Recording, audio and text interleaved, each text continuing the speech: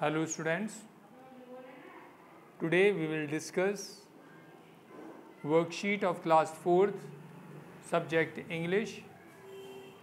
Worksheet number is A1. तो English की worksheet आपको मिल चुकी है। आई होप आप इसे लर्न भी कर रहे होंगे। इस वर्कशीट को अच्छे से समझने के लिए इसका हिंदी में अर्थ जानने के लिए आप इस वीडियो में इनवाइटेड हैं। अब एक बार आप वीडियो को अच्छे से समझ लेंगे तो ये वर्कशीट समझने के बाद, अच्छे से सुनने के बाद आपको लगभग याद हो जाएगी। और अगर आपको आंसर लिखते हुए आप चेक करेंगे कि आपने कोई आंसर ठीक से नहीं लिख पाए हैं, गलत हो रहा है, तो आप उसे दोबारा से लर्न करेंगे और दोबारा से लिखकर अपने आंसर्स को देखेंगे। तो ये तरीका रहेगा इस वर्कशीट को तैयार करने का। और उसके बाद आपका आगे जो टेस्ट होगा तो वो उसमें आप अपने पूरे मार्क्स गेन कर पाएंगे। वर्कशीट को समझें। इसमें answer each of the following questions हैं। Question number 1, what did people do when the writer and his friend win the game?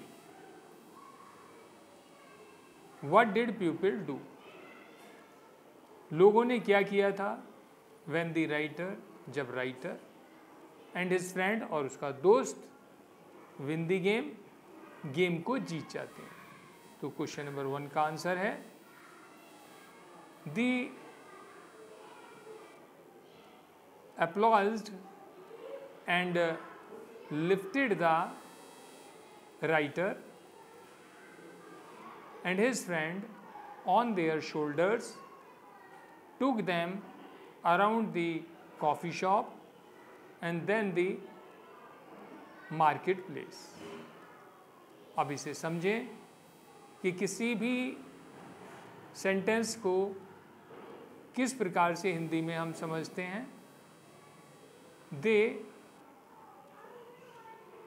Employed,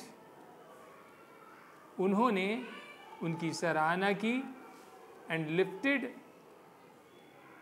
the writer, और उठा लिया राइटर को, एंड हिज फ्रेंड, और उसके दोस्त को, ऑन देयर शोल्डर्स, अपने कंधों पर, took them around the coffee shop, और लेकर कॉफ़ी शॉप के चारों तरफ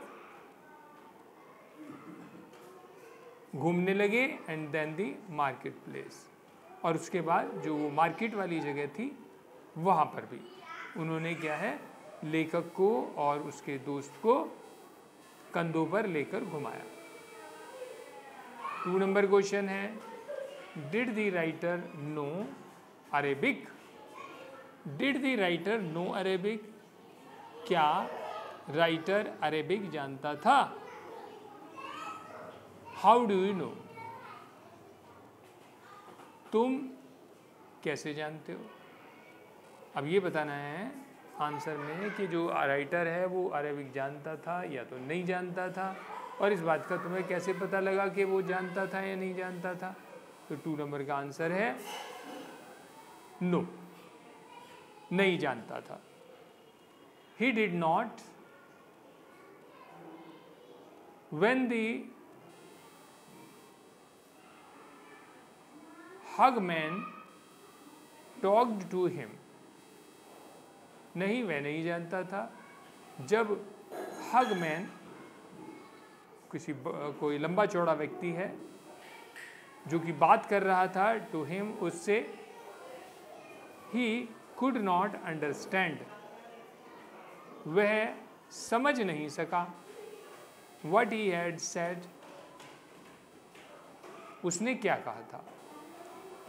ही had to take help of a waiter to explain he had to take help. उसे मदद लेनी पड़ी of a waiter, एक वेटर की, to explain करने के लिए what he, the hugman, वो जो hugman था, लंबा चौड़ा व्यक्ति था, had asked him, उससे क्या पूछ रहा था। आई होप आपको आंसर समझ में आ गया होगा। नहीं, वह नहीं जानता था। जब उस हगमैन ने उससे टॉक की तो वो समझ नहीं सका कि वह उससे क्या कह रहा है। तब उसने एक वेटर की मदद लेनी पड़ी एक्सप्लेन करने के लिए कि वो जो हैगमैन है वो उससे क्या पूछ रहा है।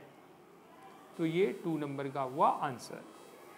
अब 3 नंबर क्वेश्चन को देखते हैं।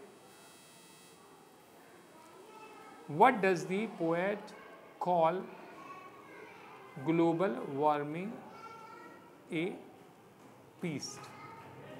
Why did the poet, ये जो कवि है, क्यों कह रहा है, क्यों पुकार रहा है ग्लोबल वार्मिंग को एक पीस्ट, एक कीड़ा या बीमारी फैलाने वाला, वो उसे पीस्ट क्यों बुला रहा है। इसका आंसर है 3 नंबर का,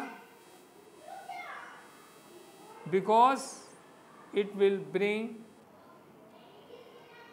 distraction of the world, it will destroy the world. क्योंकि ग्लोबल वार्मिंग क्या लाने वाली है, because it will bring distraction, क्योंकि ये बर्बादी लाने वाली है ऑफ द वर्ल्ड, दुनिया की। It will destroy the world, और ये दुनिया को बर्बाद कर देगा। इसलिए वो उसे पीस्ट, कवि जो है इसे पीस्ट बुलाता है, एक बीमारी फैलाने वाला कीड़ा बुलाता है ग्लोबल वार्मिंग को।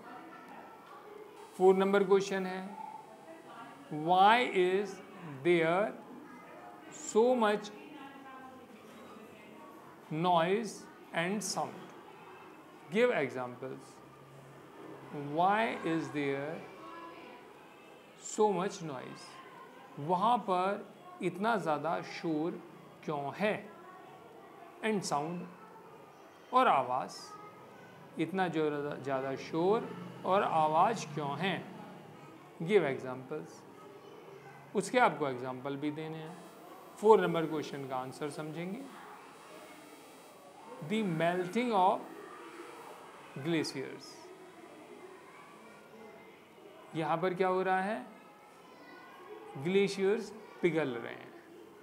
ग्लेशियर्स होते हैं जो बर्फ़ से ढके हुए पहाड़, जैसे हिमालय पर्वत है, इसी तरह से जो बड़े बड़े पहाड़ हैं, ज़्यादा ऊंचाई वाले पहाड़ हैं, वहाँ पर बर्फ़ जमी होती है बिल्कुल, उन्हें ग्लेशियर्स बोलते हैं। एक तरह से आप उन्हें कह सकते हैं बर्फ़ के पहाड़। जब ग्लोबल वार्मिंग होती है, टेम्परेचर पृथ्वी का बदलता है, तो उससे क्या होता है, ये जो बर्फ़ है ये ज़्यादा पिघलने लगती है। ड्राइंग ऑफ मालदीव्स, और इससे क्या हो रहा है, जो मालदीव्स हैं ये डूबने लगते हैं। छोटे छोटे द्वीप हैं ये मालदीव्स, इनकी ज़मीन के ऊपर पानी आने लगता है। एंड एक्सट्रैक्शन ऑफ स्पीसीज, और जो प्रजातियां हैं, बहुत सारे जीव जंतु हैं छोटे छोटे, वो क्या होने लगते हैं, लुप्त होने लगते हैं, उनका जीवन समाप्त होने लगता है। क्वेश्चन नंबर 5 को समझेंगे। What should people place to do? What should people, लोगों को क्या प्रतिज्ञा लेनी चाहिए टू डू करने की, लोगों को क्या करने की प्रतिज्ञा लेनी चाहिए। 5 नंबर क्वेश्चन है, इसका आंसर देख लेते हैं 5 का। टू सेव द अर्थ, पृथ्वी को बचाने के लिए फ्रॉम डिसेस्टर, बर्बादी से, टू ले फाउंडेशन फॉर ए बेटर अर्थ, वो फाउंडेशन बनानी चाहिए, वो तैयारी करनी चाहिए बेटर अर्थ के लिए, अच्छी पृथ्वी के लिए। मतलब आप समझ गए होंगे कि ऐसे काम ना करें जिससे प्रकृति नष्ट हो, पेड़ पौधे नष्ट हों, हमारा जलवायु मंडल जो है वो खराब ना हो। हम जब पेड़ पौधे लगाएंगे, कोई भी ऐसे गलत कंस्ट्रक्शन नहीं करेंगे जिससे कि खराब गैसें, खराब धूल धुआं या वायुमंडल को नुकसान करने वाली चीज़ें जब हम एनवायरनमेंट में नहीं डालेंगे तो निश्चित रूप से, और पेड़ पौधे खूब लगाएंगे तो निश्चित रूप से ये फाउंडेशन होगी एक बेटर अर्थ की। आपको क्वेश्चन नंबर 5 और उसका आंसर क्लियर हो गया होगा। 6 नंबर क्वेश्चन देख रहे हैं। Is there a way to get out of this? Is there a way, क्या ऐसा कोई रास्ता है to get out of this, इस सब से बाहर निकलने के लिए? What does this stand for? Line 5, line 5 दी है, ये लाइन 5 है और इसका मतलब क्या है ये आपको बताना है। 6 नंबर का, 6 नंबर का आंसर देख लेते हैं। The looming destruction of the earth seen through the melting of glaciers, drying of Maldives. उस लाइन का मतलब है the looming destruction of the earth, ये जो डिस्ट्रक्शन ऑफ द अर्थ है जो कि दिखाई दे रहा है through the melting of glaciers, glaciers के पिघलने से, ड्राइंग ऑफ मालदीव, जिसके कारण से मालदीव्स डूब रहे हैं। ये मतलब है उस लाइन का जो कि 6 नंबर क्वेश्चन में दी गई है, लाइन नंबर 5।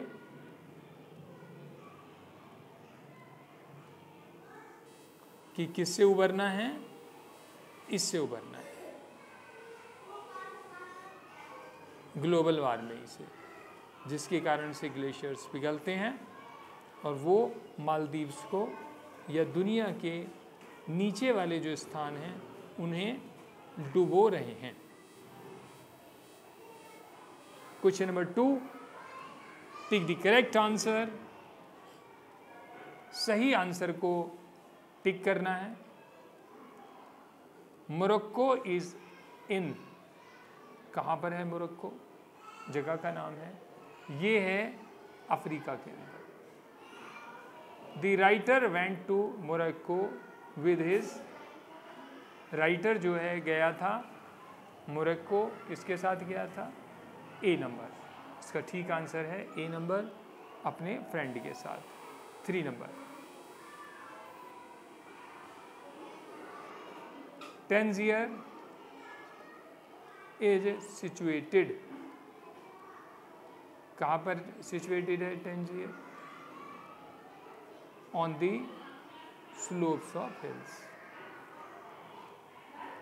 ये जो सिचुएटेड है, स्थित है, ये हैं जो हिल की स्लोप्स हैं उनके ऊपर।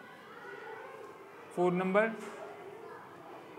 The writer and his friend often went to the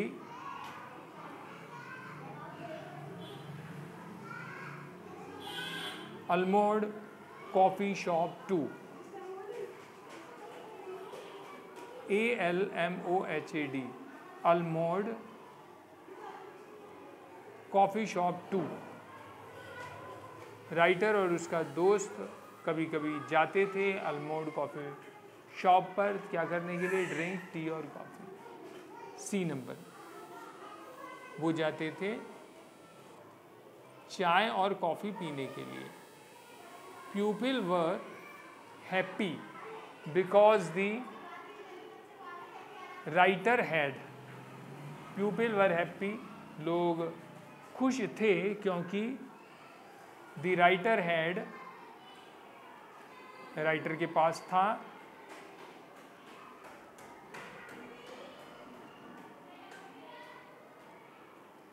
defeated a bull,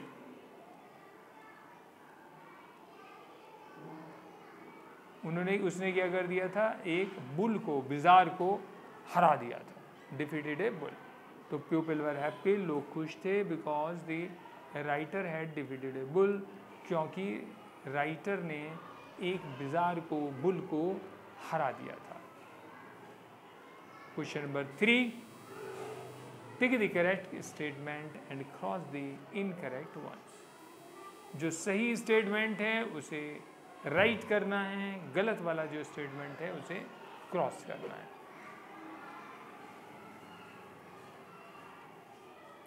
1 number है, the writer lives in Haridwar, ये रॉन्ग है। 2 number, he met the brother in the rainy season, वह मिला था भाइयों से रेनी सीजन में, ये भी गलत है। He was going to Haveli Hari Ganga, he was going, वह जा रहा था, टू हवेली, हवेली हरी गंगा, वह हवेली हरी गंगा जा रहा था। ये बात ठीक है, इसलिए इसमें टिक आएगा, राइट का निशान लगाएंगे। He met the brothers on a bridge, he met the brothers, वह भाइयों से मिला था, ऑन ए ब्रिज, एक ब्रिज के ऊपर, ये बात ठीक है, इसलिए इसमें राइट आ जाएगा। 5 number, the Elder brother was catching fish, बड़ा भाई फिश पकड़ रहा था, क्रॉस, गलत बात है। The younger brother spotted A coconut, जो यंगर ब्रदर था उसने जो है एक कोकोनट को देखा, तो ये बात भी गलत है, इसलिए क्रॉस आएगा। 7 नंबर पर जा रहे हैं, the younger brother fished out the coconut, जो यंगर ब्रदर है उसने कोकोनट निकाल लिया, ये भी गलत है, इसलिए क्रॉस आएगा। The boys were very poor, लड़के बहुत गरीब थे, ये बात सच है, इसलिए उस पर राइट का निशान लगेगा। 4 नंबर हमारे पास है, question number 4, fill in the gaps with the words given in the box.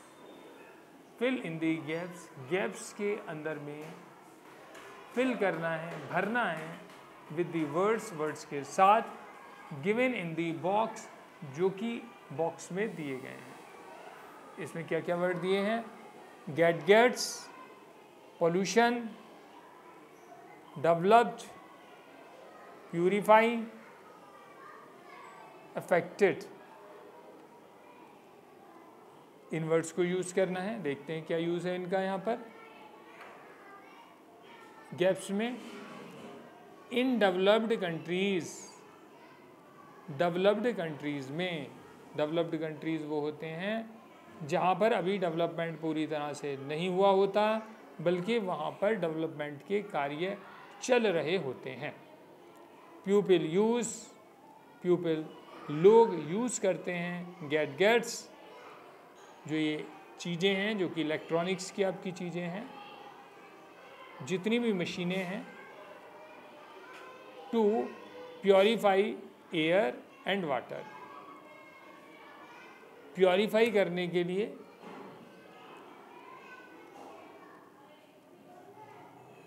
शुद्ध करने के लिए एयर एंड वाटर, हवा को और वाटर को। इन डेवलप्ड कंट्रीज, हाँ मैंने गलत बोला है, इसे ठीक कर लेंगे, वो डेवलपिंग कंट्री होता है। इन डेवलप्ड कंट्री का मतलब होता है जहाँ पर डेवलपमेंट अच्छे स्तर पर पहुँच चुका होता है, तो वो डेवलप्ड होते हैं। जो सबसे आगे होते हैं वो डेवलप्ड कंट्रीज़ होते हैं, और वहाँ पर लोग क्या करते हैं, गैजेट्स, उनके पास चीज़ें हैं, मशीनें हैं टू प्योरीफाई करने के लिए, शुद्ध करने के लिए एयर एंड वाटर, एयर को और वाटर को। बट इन इंडियन सिटीज़, लेकिन भारतीय शहरों में वी फेस मैनी प्रॉब्लम्स, हमें बहुत सारी प्रॉब्लम्स का सामना करना पड़ता है ड्यू टू पॉल्यूशन। इस पॉल्यूशन के कारण से इन एयर एंड वाटर, जो कि हवा में है और पानी में है, a large number of people, एक बड़ी संख्या में लोग गेट अफेक्टेड, उसके चंगुल में आ जाते हैं, उसके इफेक्ट में आ जाते हैं, एंड फॉल इल, और बीमार पड़ जाते हैं एवरी ईयर, हर साल। तो जो डेवलपिंग कंट्रीज़ हैं जैसे कि इंडिया है, यहाँ पर सारे लोगों के पास सारी मशीनें नहीं होती हैं, सारे संसाधन नहीं होते हैं, बहुत सारे लोग गरीब हैं, उनके पास सारे साधन नहीं हैं, इसलिए उन्हें पोल्यूशन की वजह से, नेचुरल एनवायरनमेंट की वजह से परेशानियों का सामना करना पड़ता है। तो ये इस पैराग्राफ का मतलब था। अब क्वेश्चन नंबर 5 को देखेंगे। Unscramble the letters in the underlined words to get the correct spellings. Unscramble the letters, unscramble करना है, unscramble करना है, ठीक करना है लेटर्स को, उन लेटर्स को इन दी अंडरलाइन वर्ड्स, जो कि अंडरलाइन किए हुए वर्ड्स में दिए गए हैं, to get the correct spellings, सही स्पेलिंग प्राप्त करने के लिए। ये क्या हुआ है, इनमें लेटर्स को मिला दिया गया है। अगर उनके लेटर्स को ठीक कर लिया जाएगा तो हमें एक सही वर्ड प्राप्त हो जाएगा, मीनिंगफुल वर्ड प्राप्त हो जाएगा। तो अंडरलाइन वर्ड्स को हम अनस्क्रैम्बल करेंगे। 1 number, there are far too many, ये वर्ड है vehicles in my city. There are far too many vehicles in my city.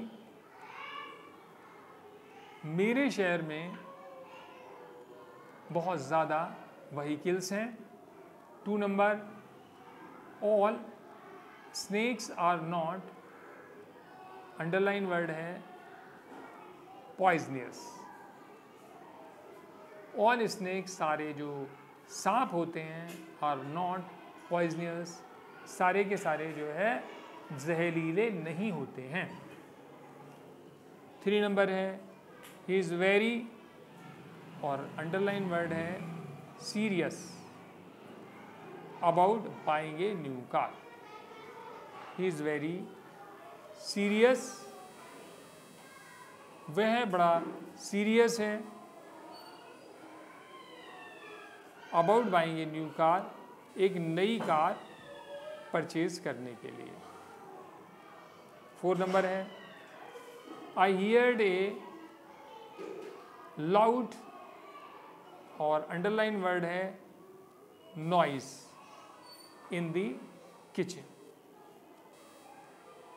I heard A loud noise, मैंने बड़ी जोर की आवाज़ सुनी इन द किचन के अंदर। 5 नंबर, माला, अंडरलाइन वर्ड है सफर्स फ्रॉम सोर